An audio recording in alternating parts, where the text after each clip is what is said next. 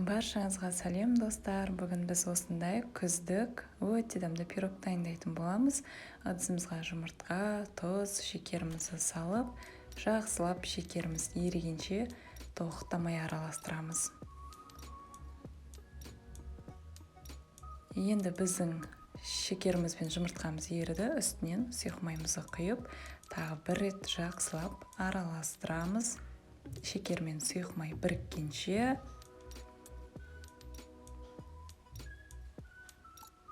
Енді біздің жұмыртқалы массамыздың үстіне блендермен тартылған асқабағымызды жібереміз.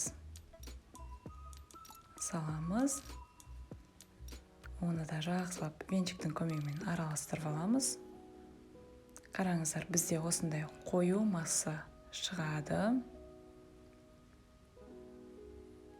Мінекей, барлығы толықтай араласты. Енді үстіне ұнымызды қопсытқышпен араластырып, електен елеп, екіге бөліп, елеп салатын боламыз. Не үшін елеп салу керек? Онда біздің пирогтарымыз жақсы көтеріліп шығу үшін онда міндетті түрде ерінбей електен елеп салғанымыз дұрыс. Мінекей, бірінші бөлігін салып алдым. Қазір жақсылап араластырып аламын. Өте оңай араласады бірінші бөлігінде ұнын салғанда. Енді екінші бөлігін саламыз ұнның барлығын.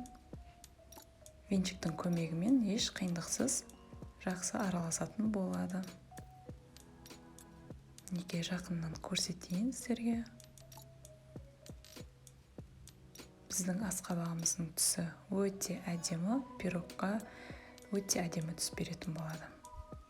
Осындай неке тесто шықты бізде, қою. Менде диаметрі 20 см, астын фольгамен жауып, 180 градуста алдын ала қыздырылған печкада 35-40 минут көлемінде пісіріп алдым. Неке біздің пирогымыз пісіп шықты.